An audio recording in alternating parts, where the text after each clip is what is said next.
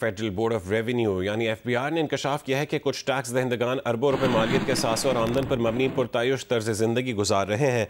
ये अफराद लग्जरी गाड़ियाँ, महंगे ब्रांडेड कपड़े, बैग्स और घड़ियाँ इस्तेमाल और लातादाद गैर मुल्की दौरे करते हैं, लेकिन अपने टैक्स गोशवारों में नहायत कलील आमदन जाहिर कर रहे हैं। FBI के लाइफ स्टाइल मॉनिटरिंग सेल ने मजीद मुमकिन मुबैना टैक्स चोरों की तफसीलात FBI हेडक्वार्टर्स और मुतालिका रीजनल टैक्स दफातर को भेज दी हैं ताकि इन अफराद के खिलाफ बाज़ाब्ता कार्रवाई शुरू की जा सके। जंग और द न्यूज़ में शाया महताब हैदर की रिपोर्ट के मुताबिक लाहौर की एक फाइनेंशियल टेक्नोलॉजी कंपनी के CEO के पास 30 जदीद मॉडल की गाड़ियाँ मौजूद हैं जिनकी मजमूई मालियत 2.7 अरब रुपये है।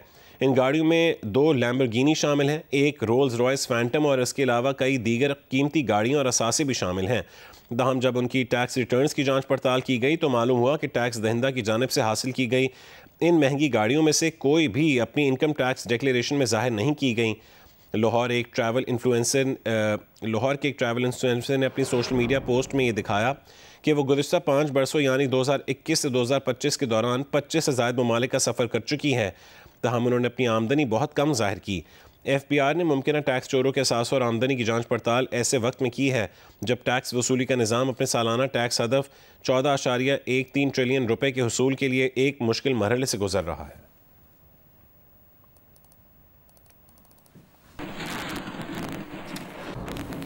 लाहौर समेत पंजाब के मुख्तलिफ शहरों में फ़ज़ाई आलूदगी की शिद्दत आज भी ज़्यादा है। अब से कुछ देर पहले आलमी माहौलियाती वेबसाइट के मुताबिक गुजरांवाला में पार्टिकुलेट मैटर की तादाद 637, लाहौर में 406, फैसलाबाद में 365, मुल्तान में 245 रिकॉर्ड की गई।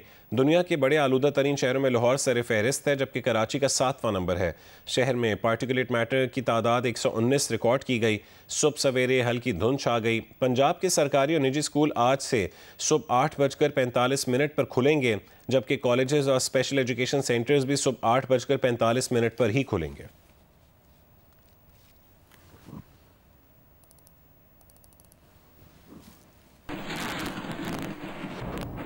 मुल्तान में मौसम की तब्दीली के साथ स्मॉग में इजाफा रिकॉर्ड किया जा रहा है। महकमे मौसमियात के मुताबिक आइंदा चंद रोज़ में स्मॉग में इजाफा हो सकता है। तफसील बताएंगे जौदत नदीम।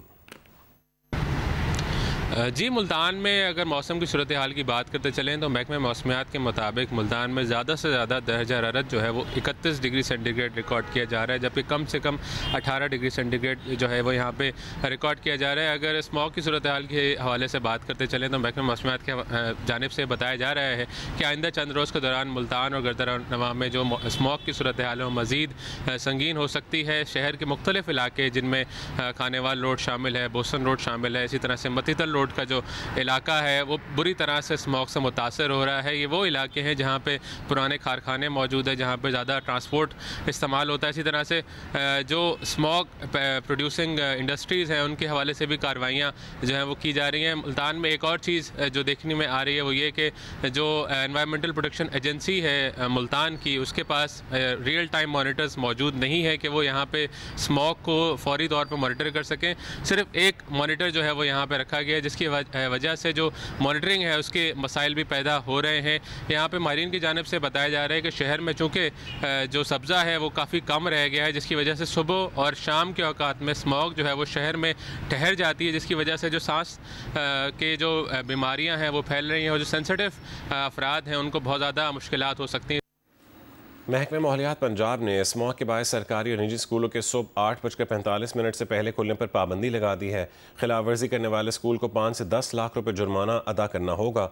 महकमे माहौलियात पंजाब के नोटिफिकेशन के मुताबिक लाहौर समेत पंजाब के दीगर शहरों में खतरनाक हद तक बढ़ती स्मॉग के बायस पंजाब भर के सरकारी और निजी स्कूल सुबह 8:45 से पहले नहीं खुलेंगे। कॉलेजेस और स्पेशल एजुकेशन सेंटर्स भी सुबह 8:45 से पहले नहीं खुलेंगे। ये हुक्मनामा 31 जनवरी 2026 तक नाफिज रहेगा। खिलाफ वर्जी करने वाले स्कूल पर पहली बार 1 लाख से 5 लाख रुपए तक जुर्माना होगा। दोबारा खिलाफ वर्जी पर 6 लाख से 10 लाख रुपए जुर्माना आयद होगा। DG माहौलियात पंजाब इमरान हामिद शेख का कहना है कि माहौलियाती तहफ़्फ़ुज़ के लिए सख्त इक़दाम जारी रहेंगे।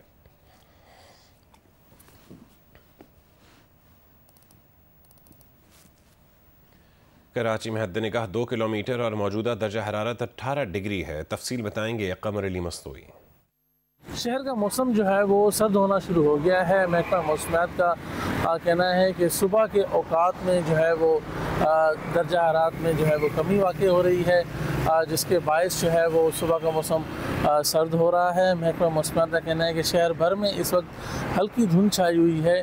हद निगाह जो है वो 2 किलोमीटर है। महकमा मौसमियात के मुताबिक शहर के मुख्तलिफ इलाकों आईचनी रोड, सदर, एम.एच. जीना रोड, सुपर हाईवे समेत मुख्तलिफ इलाकों में जो है वो हल्की धुंध छाई हुई है। इस वक्त दर्जा हरारत जो है वो 18 डिग्री सेंटीग्रेड है। महकमा मौसमियात का कहना है कि आइंदा आने वाले दिनों में दर्जा मज़ीद गिरेगा, जिससे जो है वो सर्दी में इजाफा होगा। महकमा मौसमियात का कहना है कि इस वक्त शहर में हवा की रफ्तार जो है वो इंतहाई कम है। 3 से 4 किलोमीटर फ़ी घंटा की रफ्तार से शहर में इस वक्त हवाएं चल रही हैं, जबकि हवा में नमी का तनासुब जो है वो 88% है। महकमा मौसमियात का कहना है कि शहर में जो है वो आइंदा आने वाले दिनों में मज़ीद जो है दर्जा हरारत में कमी होगी, जिससे जो है वो शहर में जो है वो सर्दी की शिद्दत में इजाफा होगा। तुर्क वज़ीर ख़ारजा की दावत पर नायब वज़ीर आज़म और वज़ीर ख़ारजा इसहाक़ डार आज इस्तांबुल का एक रोज़ा दौरा करेंगे तो वहाँ अरब इस्लामी वज़रा ख़ारजा के राबता इजलास में शिरकत करेंगे। तर्जुमान दफ्तर ख़ारजा के मुताबिक पाकिस्तान और 7 अरब इस्लामी ममालिक गज़ा अमन मुआहदे की कोशिशों में शामिल रहे हैं। इस्तांबुल इजलास में पाकिस्तान जंगबंदी मुआहदे पर मुकम्मल अमल दरामद पर जोर देगा। पाकिस्तान मकबूजा फ़लस्तीनी इलाकों खुसूसन गज़ा से मुकम्मल इसराइली इनखला का मुतालबा करेगा। पाकिस्तान फ़लस्तीनियों के लिए बिला रुकावट इंसानी इमदाद और गज़ा की तामीर नौ पर जोर देगा। पाकिस्तान आज़ाद, काबिल बका और मुत्तसिल फ़लस्तीनी रियासत के क़याम की ज़रूरत दोहराएगा। तर्जुमान दफ्तर ख़ारजा का कहना है कि फ़लस्तीनी रियासत का दारुल हुकूमत अल कुद्स अल शरीफ होना चाहिए। पाकिस्तान फ़लस्तीनी अवाम के हक़ खुद इरादियत और उनकी इज़्ज़त और इंसाफ की बहाली के लिए पुरअज़्म है।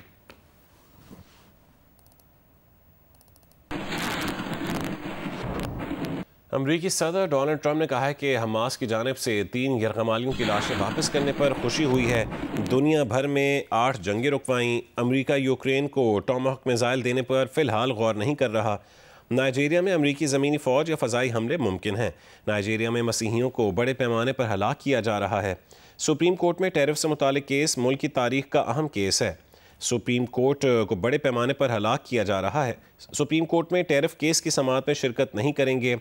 वो कोई ऐसा इकदाम नहीं करना चाहते जो इस फैसले की अहमियत को कम करे। दुनिया बरसों से हमारे खिलाफ टैरिफ लगा रही थी। हम कई ममालिक ख़ास तौर पर चीन की जानिब से सहसाल का शिकार रहे, मगर अब ऐसा नहीं है। टैरिफ ने हमें ज़बरदस्त कौमी सलामती दी है।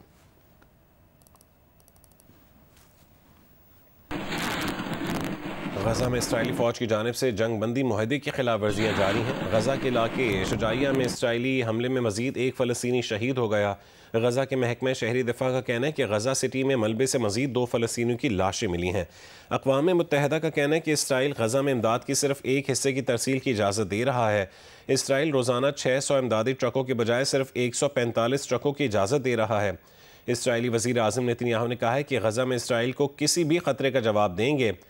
गज़ा में किसी भी फ़ौजी कार्रवाई की पेशगी इत्तला अमरीका को देते हैं। हमास ने कहा है कि अमरीका इसराइल को गज़ा जंगबंदी पर बरकरार रहने के लिए खातिर खा कोशिशें नहीं कर रहा।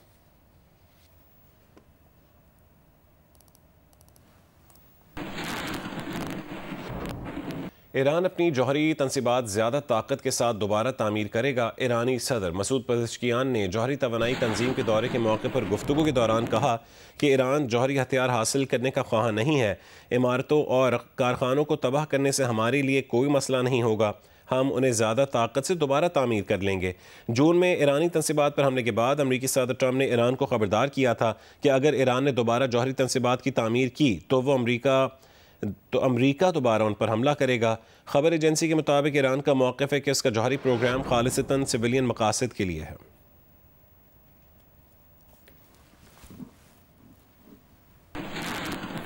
पाकिस्तान तहरीक इंसाफ के सेक्रेटरी जनरल सलमान अकरम राजा ने लाहौर में Pakistan kidney and liver institute में ज़ेर इलाज पार्टी के वाइस चेयरमैन शाह महमूद कुरैशी से मुलाकात की है। ज़राए के मुताबिक सलमान अकरम राजा की PKLI में शाह महमूद कुरैशी से मुलाकात में PTI रहनुमा शौकत बसरा और ज़हीर बाबर भी मौजूद थे। सलमान अकरम राजा ने शाह महमूद कुरैशी की अयादत की और उनकी जल्द सेहतयाबी के लिए दुआ की।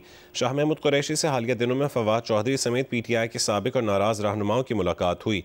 ज़राए के मुताबिक सलमान अकरम राजा ने शाह महमूद कुरैशी से इस हवाले से भी बात की। वफाकी वज़ीर इत्तलात अता तारड़ ने कहा है कि वज़ीर आज़म शहबाज शरीफ ने वज़ीर आला खैबर पख्तूनख्वा को ताउन की पेशकश की थी। सियासत में बातचीत होनी चाहिए। जियो न्यूज़ के प्रोग्राम नया पाकिस्तान में गुफ्तगू में कहा है कि सियासत करना उनका हक़ है, लेकिन खैबर पख्तूनख्वा के मामलात को देखना भी उनकी जिम्मेदारी है। सिर्फ बयानात देने से बात नहीं बनती। 9 मई को हमले हुए जिनमें रेडियो पाकिस्तान पेशावर पर भी हमला हुआ, उसकी इंक्वायरी कमीशन तश्कील दी जाएगी, क्योंकि वो कह रहे हैं कि हमारे खिलाफ एक ट्रैप, ठीक है, पीटीआई को इसमें फंसाया गया है। इंक्वायरी हो जाए, अच्छी बात है, पता चल जाएगा। आप इसके हक में? इंक्वायरी तो वहां पे होती है जहां पे कोई अभाम हो, जब it is as clear as daylight, उन लोगों को देखा जा सकता है जिन्होंने हमले किए, आग लगाई, जलाओ घेराव किया, वैंडलिज्म किया, कानून को तोड़ा, दे आर आइडेंटिफाइड। ये जब इंक्वायरी की या कमीशन की बात करते हैं तो ये इसमें अभाम पैदा करना चाहते हैं। ये बिल्कुल क्लियर मैटर है। क्रिमिनल केस की इंक्वायरी की ना जरूरत है और ना हो सकती है। तो अब ये जो इमरान इस्माइल फवाद चौधरी साहब नून लीग के लोगों से मिलने के लिए ख्वाहिशमंद है, क्या नून लीग मुलाकात करेगी और इस इशू पे बात करने के लिए तैयार हैं आप लोग? सियासी टेम्परेचर को नीचे लाने के लिए बातचीत होनी चाहिए, पहले भी हुई थी, अब भी होनी चाहिए, और मैं इस बयान को वेलकम भी करता हूँ। और हमारी पार्टी के अंदर भी ये सोच पाई जाती है कि ये टेम्परेचर नीचे आए और एक सियासत जो है वो तहजीब और तमद्दन के दायरे के अंदर हो, कुछ तावन हो विद रिगार्ड टू जो हाउसेज ऑफ पार्लियामेंट हैं। आज़ाद कश्मीर के वज़ीर क़ानून मियाँ अब्दुल वहीद ने कहा है कि वज़ीर आज़म के खिलाफ तहरीक अदम एतमाद का तरीका कार तय हो गया है। 1 हफ्ते के अंदर तहरीक पेश कर दी जाएगी। जियो न्यूज़ से गुफ्तगू करते हुए उन्होंने कहा है कि नई हुकूमत को दरपेश चैलेंजों से निमटने के लिए स्टेक होल्डर से मुशावरत हो रही है, जिसकी वजह से तहरीक अदम एतमाद पेश करने में ताख़ीर हुई है। मुशावरत का अमल तमाम स्टेक होल्डर्स के साथ वो चल रहा है, नंबर हमारे पास पूरे हैं। तो ये जो जिम्मेदारी लेने जा रहे हैं उस हवाले से मुख्तलिफ स्टेक होल्डर्स के साथ उनको कंसल्ट करना, उनका एतमाद हासिल करना और फिर ये जिम्मेदारी लेना, उसके लिए थोड़ा सा ताख़ीर है। इंशाअल्लाह ताला जल्दी मामला होगा। वज़ीर आज़म इस्लामी जमहूरिया पाकिस्तान से उन्होंने वक्त मांगा था, उन्होंने अपने तौर पर मशावरत की है। वोट ऑफ नो कॉन्फिडेंस में वो हमें वोट देंगे, लेकिन वो हुकूमत का हिस्सा नहीं हो। पंजाब के दूसरे शहरों की तरह गुजरात में भी मोबाइल पुलिस वैन की सर्विस का आगाज़ हो गया है, जिससे 1 विंडो ऑपरेशन के तहत ड्राइविंग लाइसेंस समेत कई सहूलियात आवाम को उनकी दहलीज पर फराहम की जा रही हैं। तफसील बताएंगे राजा रियाज अहमद रासिख। जी, वज़ीर आला पंजाब मरियम नवाज की तरफ से गुजरात शहर को भी एक मोबाइल वैन दी गई है। जो मोबाइल वैन का ये काम होगा कि जो शहरों और देहातों में जाके मुख्तलिफ लोगों को जो लाइसेंस है, लर्निंग लाइसेंस, और लोगों को उनकी डोर स्टेप पे 1 विंडो के तहत वहाँ मुहैया की जाएंगी। हमारे पास इस वक्त DPO गुजरात राना उमर फारूक मौजूद है। हम इनसे पूछते हैं कि इसके क्या अगराज़ व मकासद हैं। जी, मोबाइल लाइसेंसिंग वैन है जिसको गवर्नमेंट ऑफ पंजाब की तरफ से तमाम अजला को दिया गया है। एक state of the art facility है। इसमें अगर आप अंदर की तरफ देखें तो यहाँ पर एक AC फिटेड है, जिसमें एक बड़े कंफर्टेबल माहौल में, कॉर्पोरेट माहौल में जो हमारे कैंडिडेट्स हैं उनको रिसीव किया जाता है। उनको पानी की भी जो सहूलत है वो मैसर है, और वो अपनी हर किस्म की जो ट्रैफिक लाइसेंसिंग से रिलेटेड चीज़ें हैं वो यहाँ पर अवेल कर सकते हैं। लर्नर बनवा सकते हैं, अपना नया लाइसेंस बनवा सकते हैं, अपना लाइसेंस रिन्यू करवा सकते हैं, अपना इंटरनेशनल लाइसेंस बनवा सकते हैं। तो 1 विंडो फैसिलिटेशन का जो सही तस्वुर है वो इस मोबाइल लाइसेंसिंग वैन में जो है वो आपको अमली जामा पहनता हुआ नजर आ रहा है। DPO साहब ने कि ये मोबाइल लाइसेंसिंग वैन से जो मुख्तलिफ जो अशिया है उसमें लाइसेंस भी यहाँ पे पूरी तौर पर अवेलेबल होगा, और ये 1 विंडो ऑपरेशन जारी रहेगा। जी, जिले में सर्दी शुरू होते ही शहर और मुज़फ़्फ़ात में सुई गैस की एलानिया और गैर एलानिया लोड शेडिंग अरूज पर पहुँच गई। शहरियों को शदीद मुश्किलात का सामना है। तफसील बताएंगे सोहेल इम्तियाज़ खान। जी बिल्कुल ऐसा है। सर्दियां शुरू होते ही झेलम शहर और गिरदोनवा में सुई गैस की एलानिया गैर एलानिया लोड शेडिंग अरूज पर पहुंच गई है। अगर बात की जाए शहरी इलाकों की तो शहरी इलाकों में सुई गैस की गैर एलानिया लोड शेडिंग का दुरानिया 10 से 12 घंटे तक पहुंच गया है। अगर बात की जाए दही इलाकों की तो दही इलाकों में 12 से 14 घंटे तक गैर एलानिया लोड शेडिंग का दुरानिया पहुंच चुका है। शहरियों को शदीद मुश्किलात का सामना है। घरेलू सार्फिन जो है वो महंगे दामों LPG सिलेंडर खरीद कर गुजारा करने पर मजबूर हो गए हैं। इसी तरह जो लोग सुई गैस से मुतल्लिका कारोबार कर रहे हैं उनको भी, कारोबारी हजरात को भी शदीद मुश्किलात का सामना है। शहरियों का ये कहना है कि सुई गैस की लोड शेडिंग फिलफौर ख़त्म की जाए ताकि अवाम को रिलीफ मिल सके। जी, लोधरा की देही ख़वातीन को अब ड्राइविंग लाइसेंस और FIR के इंदराज समेत 15 मुख्तलिफ पुलिस सर्विसेज के लिए थाने नहीं जाना पड़ेगा। मोबाइल पुलिस स्टेशन ये तमाम सर्विसेज अब उनके घर की दहलीज पर ही फराहम करेगा। रिपोर्ट कर रहे हैं रजब अली मिर्जा। जी बिल्कुल, लोधरा के देही इलाकों में शहरियों और बिलखुसूस खवातीन को ड्राइविंग लाइसेंस के इजरा, FIR की इंदराज समेत 15 मुख्तलिफ पुलिस सर्विसेज उनके घर की दहलीज पर फ्राहम करने के लिए मोबाइल पुलिस स्टेशन और लाइसेंसिंग यूनिट का आगाज कर दिया गया है, जो कि दूर दराज देही इलाकों में जाकर शहरियों को ये पुलिस सर्विसेज फराहम करेगा। मेरे साथ DPO कैप्टन रिटायर्ड अली बिन तारिक मौजूद है, मज़ीद तफसीलात इनसे जानते हैं। वो तमाम फैसिलिटीज जो पहले जिसकी खातिर लोगों को बेबहा सफर करना पड़ता था, या अपने तहसील हेडक्वार्टर में जाना पड़ता था, या अपने मुतलका थाने में जाना पड़ता था, अब वो सर्विसेज उनके डोर स्टेप पे इस मोबाइल बंसरी के जरिए जो है वो उनके इलाके में उनकी कम्युनिटी के लिए अवेलेबल होंगे। और इससे जो है वो पुलिस की एक तो सॉफ्ट इमेज वो जाएगा लोगों तक, और सर्विस डिलीवरी जो है वो इम्प्रूव होगी इंशाल्लाह। जैसा कि आपने सुना, ये mobile police station police services को आवाम तक जदीद और आसान तरीके से पहुंचाने में अहम किरदार अदा करेगा। जी। कमालिया की नवाही गांव बस्ती जोइयां में कायम गवर्नमेंट गर्ल्स प्राइमरी स्कूल के तालिबात को स्कूल पहुंचने में मुश्किलात का सामना है। स्कूल का रास्ता कच्चा और फिसलन वाला होने के बायस बच्चियों के गिरने और जख्मी होने का अंदेशा रहता है। इलाका मकीनों के मुताबिक बच्चियों के लिए ज़री ज़मीन के अंदर से एक आर्जी रास्ता बनाया गया है। अहम बरसात के मौसम में ये रास्ता कीचड़ और पानी भर जाने की वजह से मुकम्मल तौर पर नाकाबिल इस्तेमाल हो जाता है। महकमे तालीम के इल्म में लाने के बाद deputy district education officer Nahid Bashir ने स्कूल का दौरा किया और चंद दिनों में मसला हल करने की यकीन दहानी कराई। इलाका मकीनों ने आला हुक्काम से मुतालबा किया है कि स्कूल से मेन रोड तक पक्की सड़क तामीर की जाए ताकि बच्चियाँ महफूज तरीके से स्कूल आ सकें और उनकी तालीम में कोई रुकावट पेश ना आए।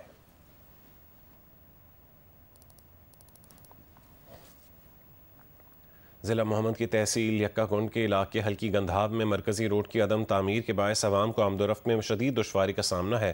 तफसील बता रहे हैं इरफानुल्लाह जान। जी, जिला मोमन की तहसील यक्काकुंड के इलाका हल्की गंदाब का मरकजी शाहरा की अदम तामीर के बायस इलाके के अवाम को आमदोरफ्त में शदीद मुश्किलात का सामना है। मैं इस वक्त मौजूद हूँ जिला मोमन के लोअर सब डिवीजन यक्काकुंड के इलाका हल्की गंदाब के मरकजी शाहरा पर, जो जगह जगह टूट फूट का शिकार है, जिसके बायस मुकामी लोगों को आमदोरफ्त में शदीद दुश्वारी का सामना है। मुकामी लोगों का कहना है कि हेडक्वार्टर गलने से हल्की गंदाब तक 7 किलोमीटर रोड मुख्तलिफ मकामात पर टूट फूट का शिकार है और कई साल गुजर के बावजूद भी इस शाहरा की तामीर मुमकिन ना हो सके। मुकामी लोगों ने हुकूमत और मुंतखब नुमाइंदों से इस रूट की फौरी तामीर का मुतालिबा किया ताकि मुकामी लोगों को आमदरफ्त में आसानी हो। जी। इल्म और तहकीक को परवान चढ़ाने के लिए हुकूमत सिंध की जानिब से 3 बरस कबल लगाए जाने वाले अरोड़ यूनिवर्सिटी का पौधा शजर सायेदार बनने लगा है। सक्खर समेत सिंध के मुख्तलिफ शहरों के तलबा तालिबात से भरपूर इस्तिफादा हासिल कर रहे हैं। सक्खर से यासिर फारूकी की रिपोर्ट देखिए। हुकूमत सिंध की जानिब से 3 साल कबल सक्खर में कायम होने वाली Aror university of art, architecture and heritage फन और सकाफत, तहकीक और तख्लीक का मरकज बनती जा रही है। ये न सिर्फ सक्खर बल्कि सिंध के छोटे व बड़े शहरों के तलबा की तवज्जो का मरकज है। हम BS आर्कियोलॉजी करा रहे हैं, BS history, Pakistan study and BS tourism and hospitality, एक BS in cyber security, BS artificial intelligence, जो कि we are the first initiator in Sindh. हम चाहते हैं कि जो भी बच्चा यहाँ से निकले वो एक एम्प्लॉयबल ग्रेजुएट होकर निकले या कोई अपना स्टार्टअप शुरू कर सके। अरोड़ यूनिवर्सिटी के फैकल्टी मेंबरान जिद्दत से हम आहंग, तख्लीक और कारोबारी महारत से आरास्ता ग्रेजुएट्स तैयार करने के लिए पुरअज़म हैं।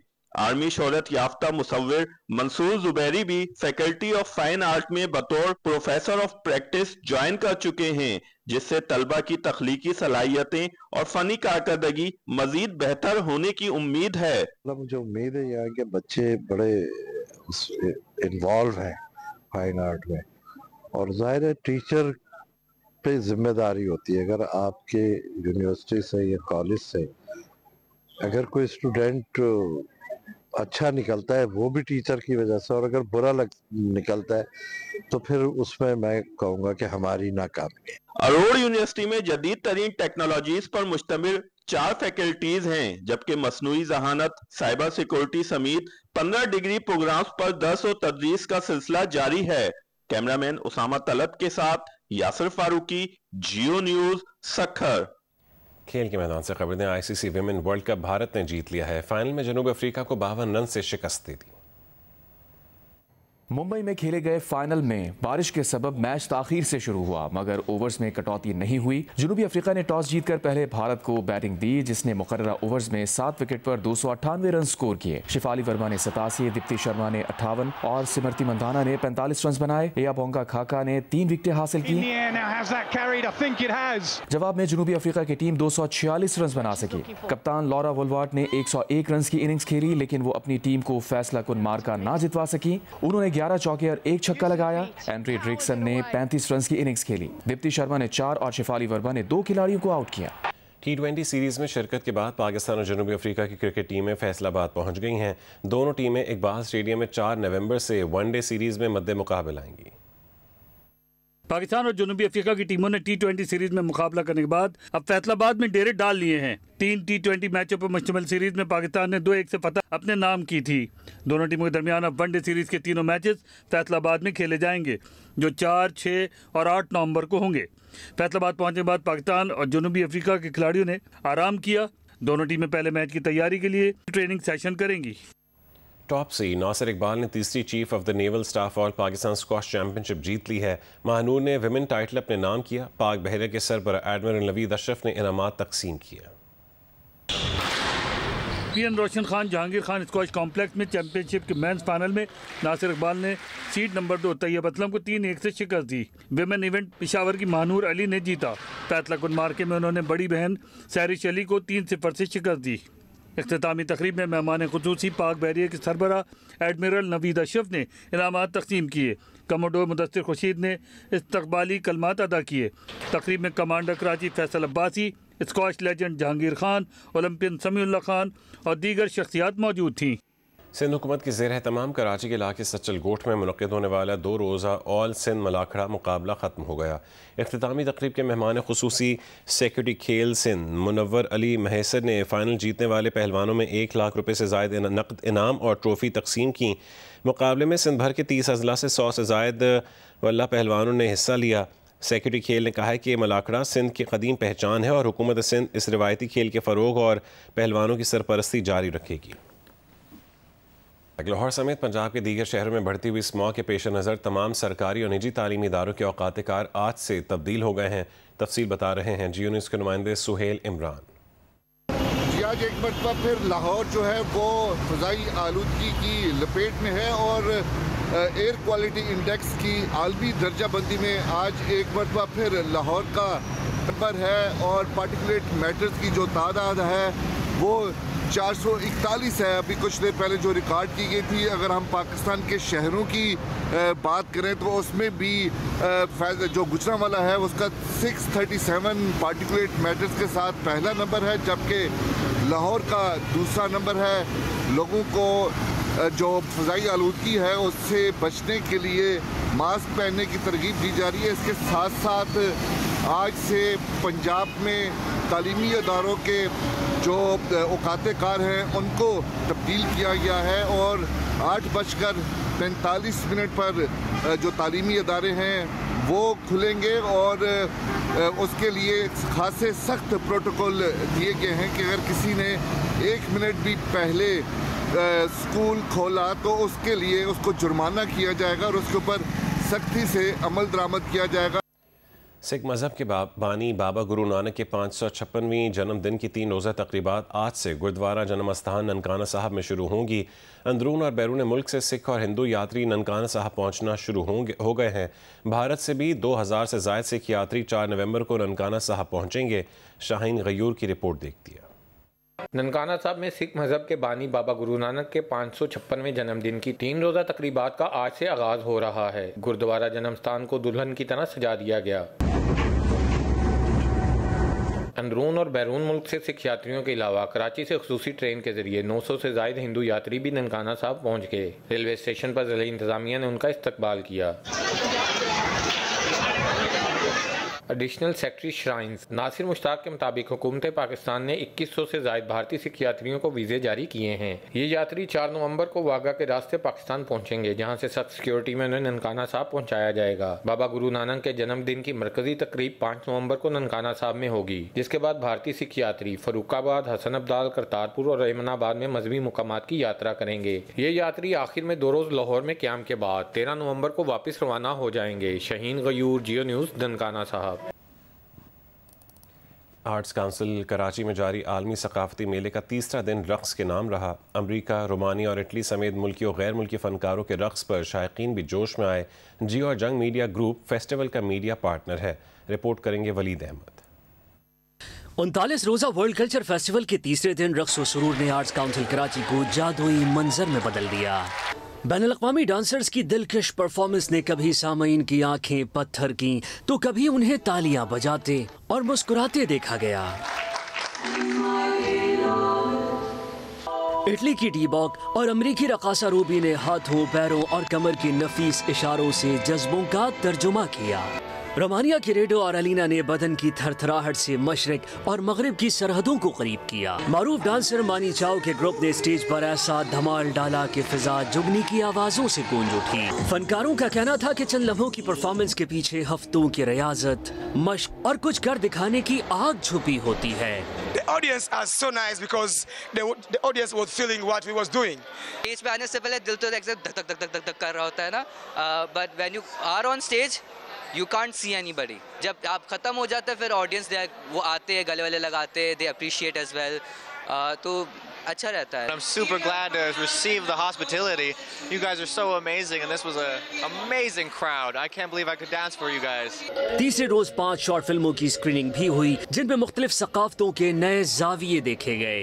म्यूजिकल वर्कशॉप में बेल्जियम की लूसी टास्कर और फ्रांसीसी मौसीकार ज़करिया हफ़ार ने तलबा को साजो धुन के राज बताए। कैमरामैन अशरफ सिद्दीकी और जुबैरुद्दीन के साथ वलीद अहमद, जियो न्यूज़, कराची।